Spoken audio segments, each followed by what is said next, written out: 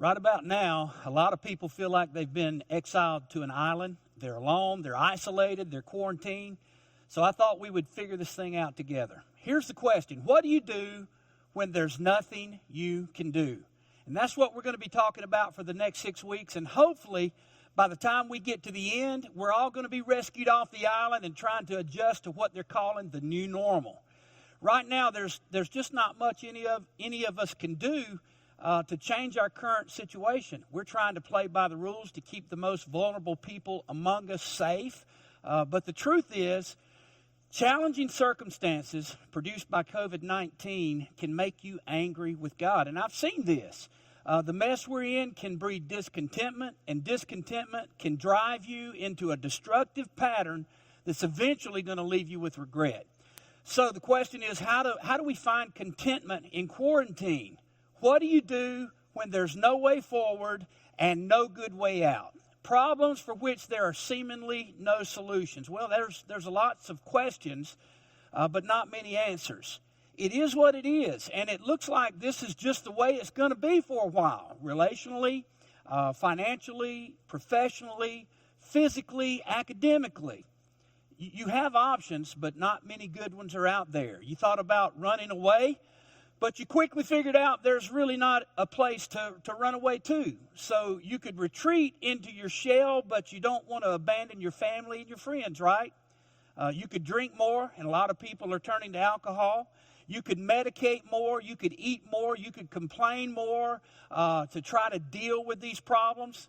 But we all know this. Most of the time, those choices end up creating more problems than what they solve.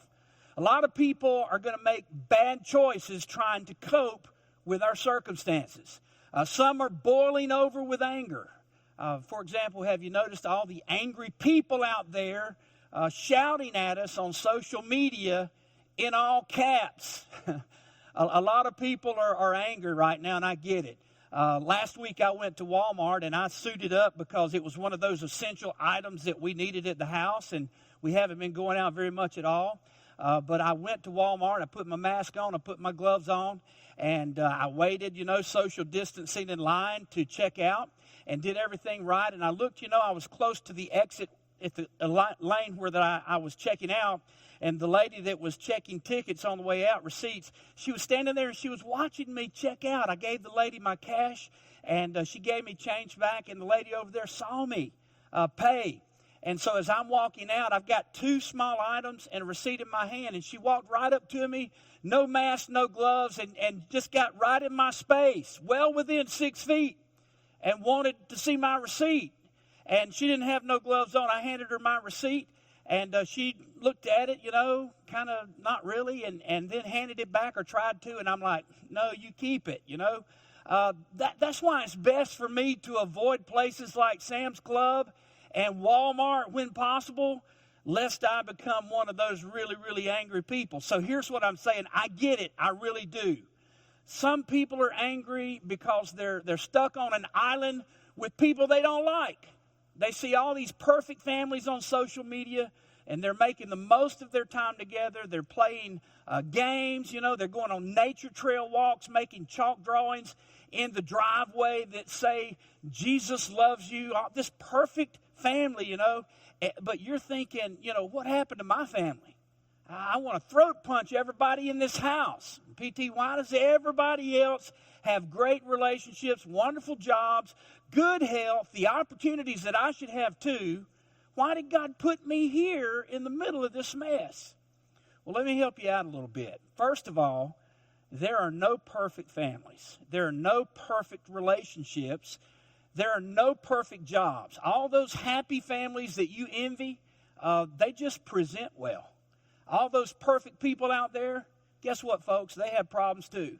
They've just learned how to deal with difficulty, and basically they face it with faith, and you can too.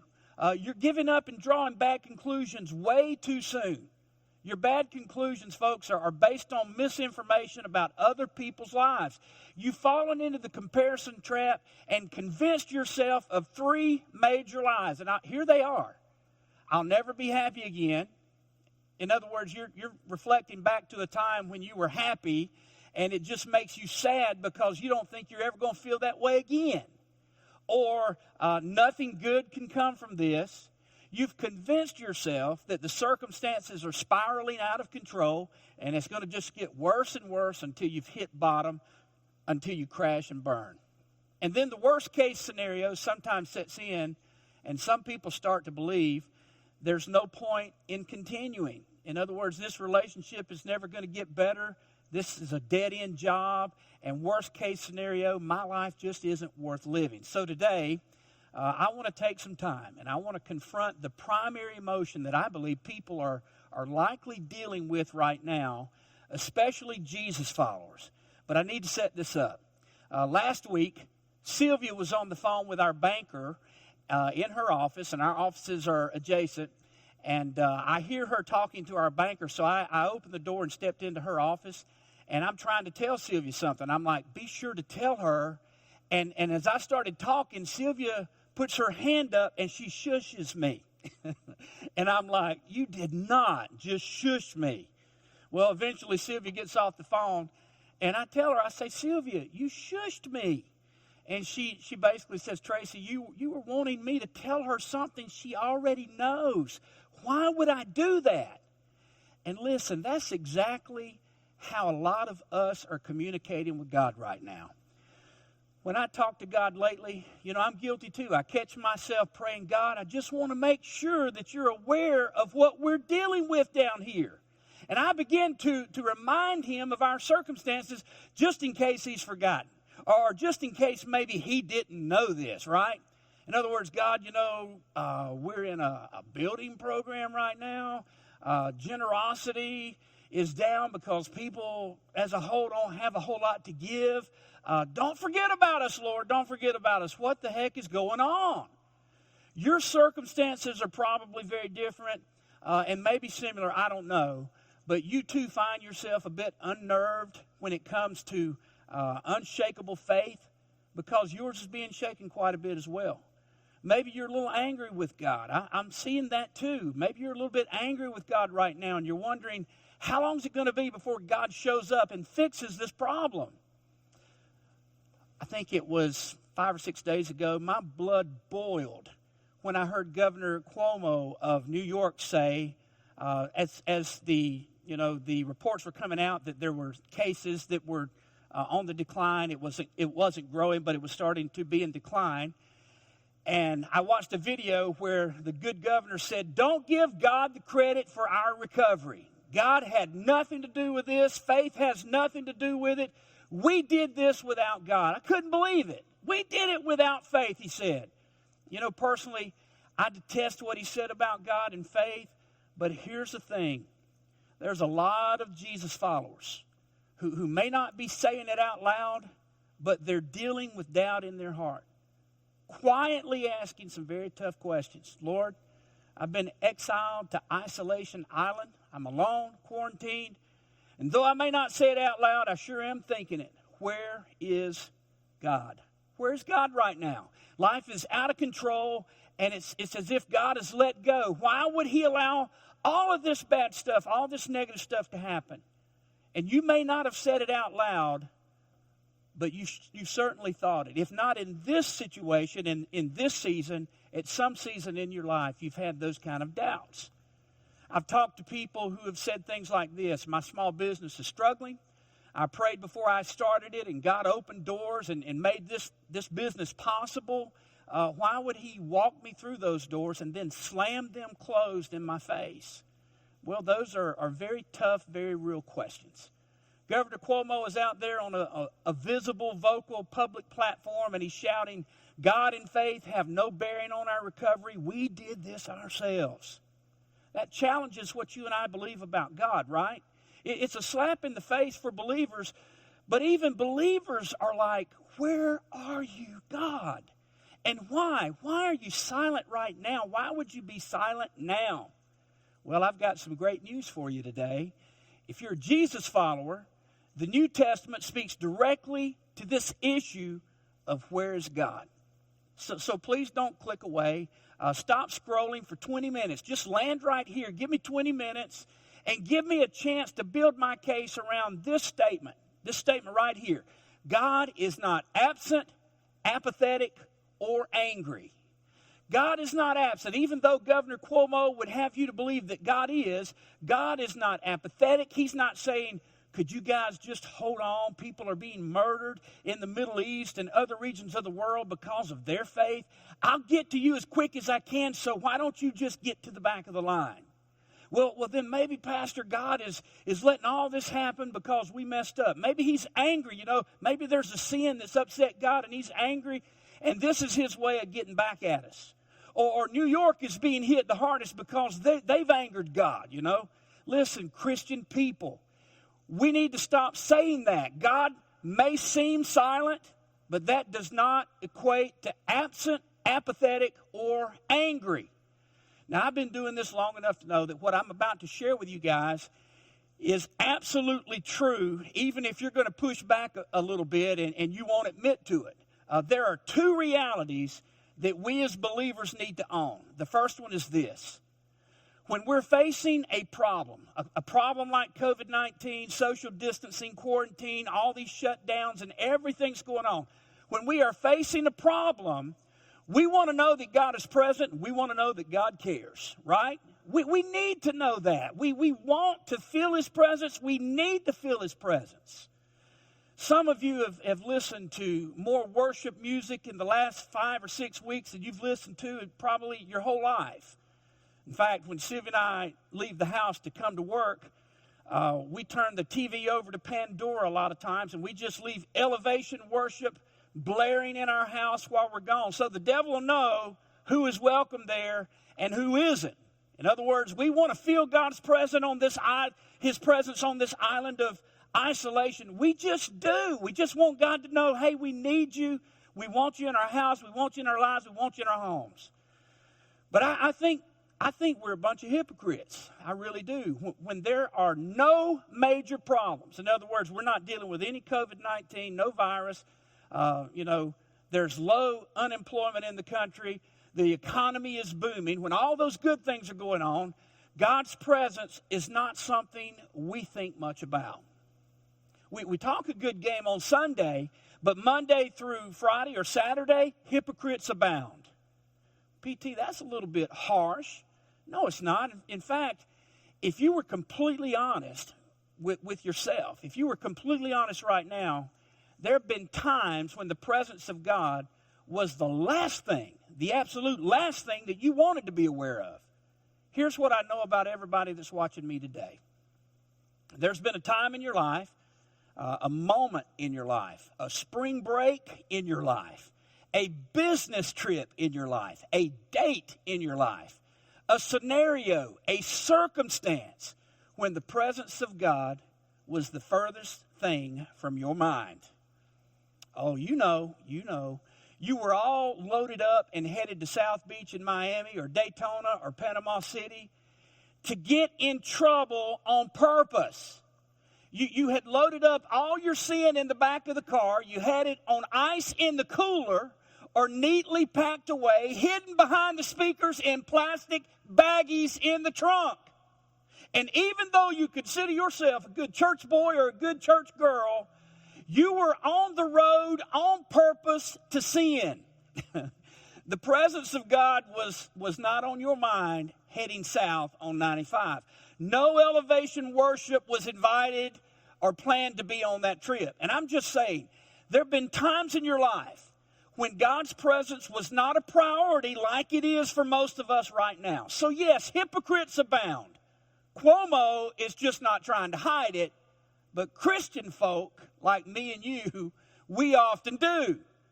God will deal with Cuomo in due time, but I want to make sure he doesn't have to deal with me for the same kind of foolishness. Now, I'm just telling you, we've all learned to shut God off when we don't want to feel his presence. It's like, God, I have something I need to do over here, so, would you stay over there while I go take care of this little thing that I've got going on? We go back and forth, don't we? From, I'm not sure I want God here for this, to where's God in this mess of trouble that I find myself in? But here's what you need to know before you get totally ticked off at my transparent honesty today. In spite of how we push God out in some instances and invite him in for others, here it is. God still loves you. For God so loved all the righteous people in the world. For God so loved all the Christian people. God so loved all the people that make the right choices. No. For God so loved the whole wide world. Everybody in it. God so loved the world. Now, as I open the Bible to teach today, I'm hoping, and I'm very hopeful that your takeaway will be basically this. Hey, we are not alone.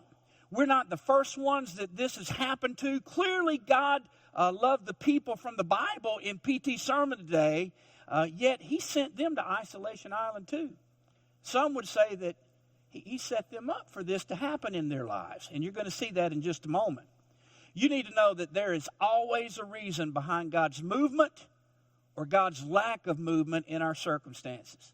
We can't always figure out why God seems silent during our trouble.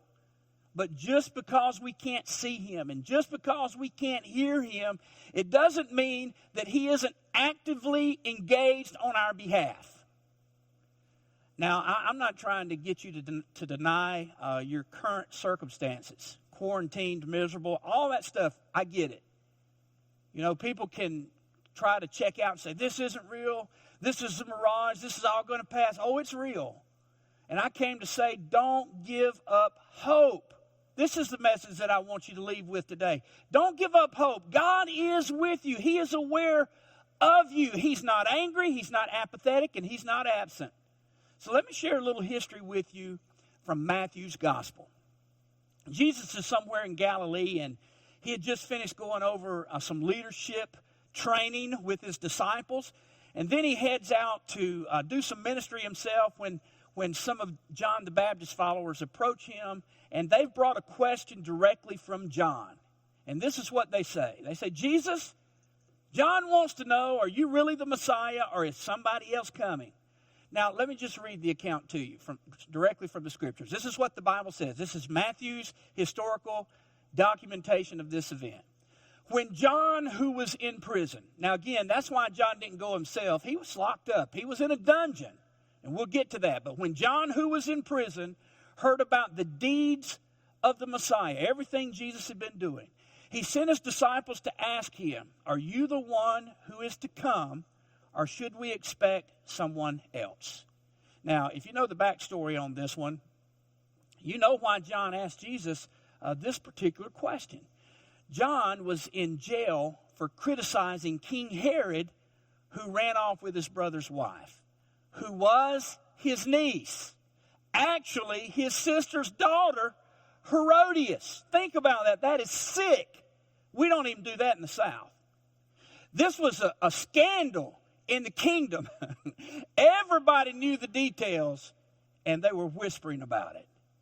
John the Baptist was not whispering. He took it to the streets, and he condemned the action of Herod and Herodias openly. He just called them out. Well, King Herod was, he sort of put up with it because he found John to be a fascinating, sort of an interesting character. Herodias, on the other hand, she got tired of it pretty quick. And she was constantly, incessantly trying to talk the king into having John arrested and thrown into prison. So anyway, it ultimately happened, and John is taken to Herod's palace in Machaerus, and he's locked in the dungeon. In the bottom of the palace, you know how it was. There was always a jail or a prison down in the very lower quadrants of the palace. Now, this prison was in the most eastern part of the kingdom, practically a desert.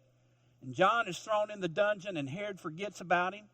He leaves him there. The days turn into weeks, and the weeks into months, and the months into years almost. And John is still in prison. So John begins to have doubt because time is passing by, and his circumstances, they're not getting any better. They're getting worse, in fact. Look, John was basically sent to Isolation Island. And though his circumstances were far worse than what you and I are facing today, I'd bet we can learn a little something about how to handle isolation from a guy like John. Now, here's a few things that you need to know about John. John is actually one of Jesus' favorite people. Most Bible scholars believe that they grew up in close proximity to each other and that they were probably related. They were the same age. Their mothers were cousins and very good friends. So one day, John is baptizing his followers. They've grown up. John's baptizing his followers. He's doing his thing, and Jesus is just getting ready to start his ministry.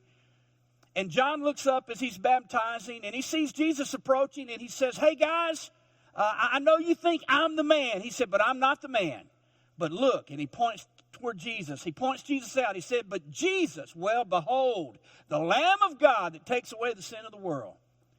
John said that about Jesus, but look what Jesus said about John. The Bible said this, "Truly I tell you, among those born of women, there has not risen anyone greater than John the Baptist."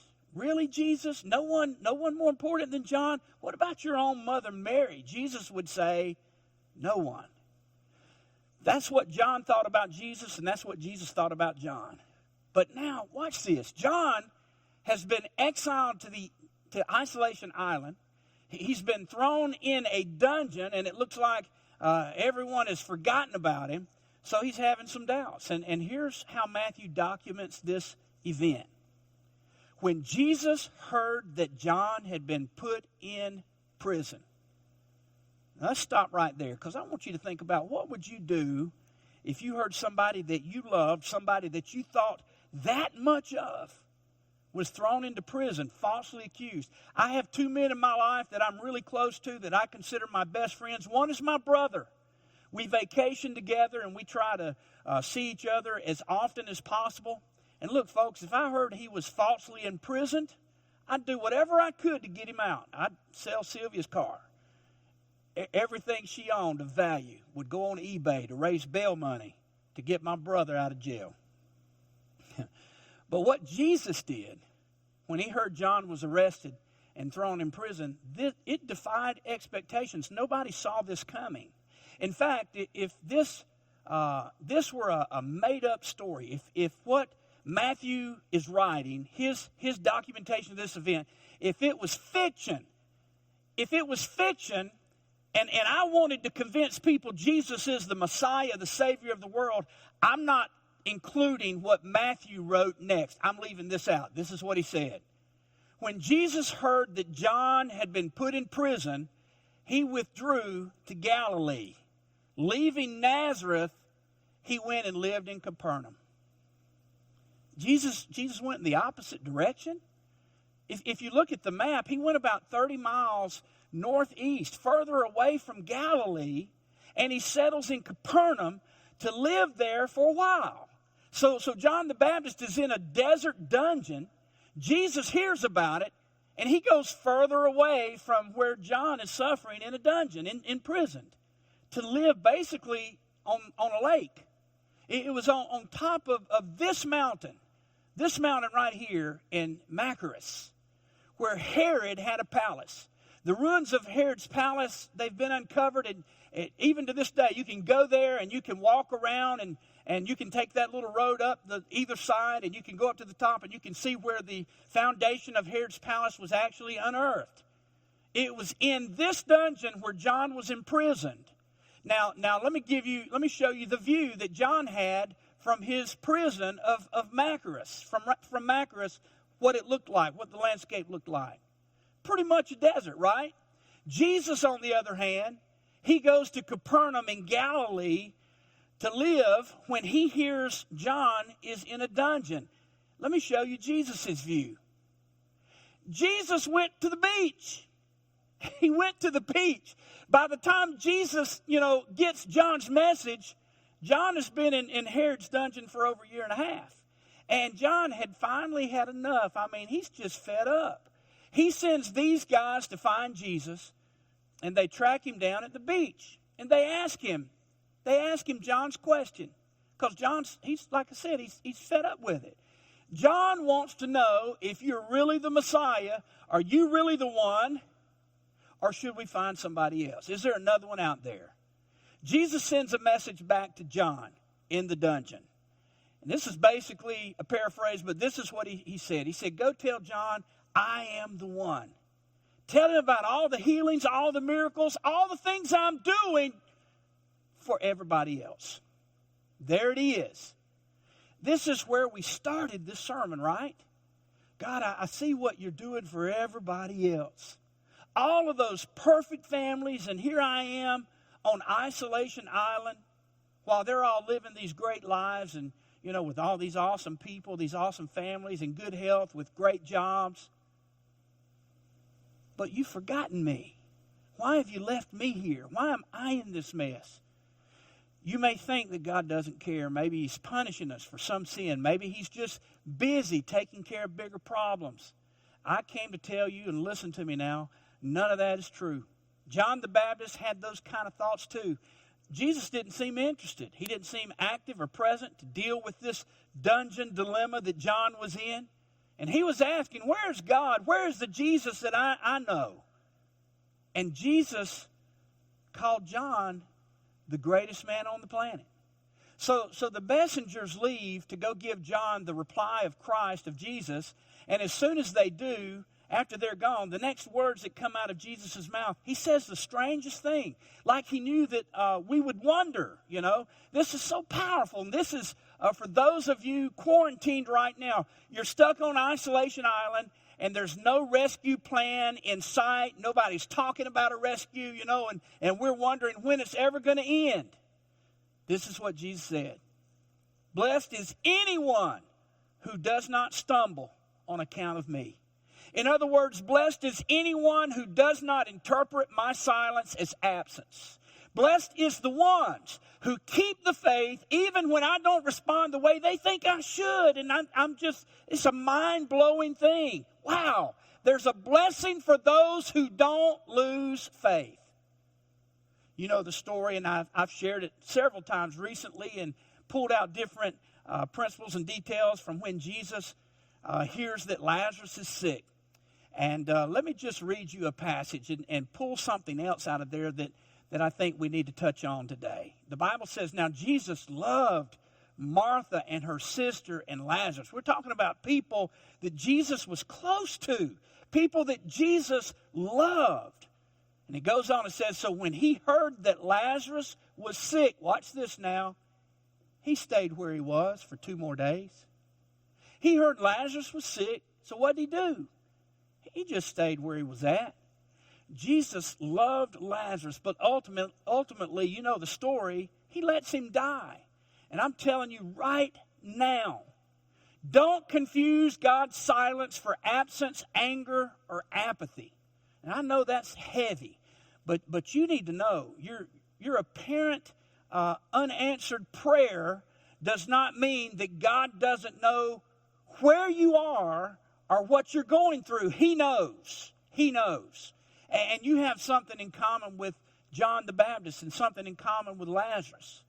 You see, there are seasons of life where God seems silent and where God seems still. But he is not silent and he is not still. Jesus said, blessed is the person who does not stumble or lose their faith because they think I'm silent and uninvolved.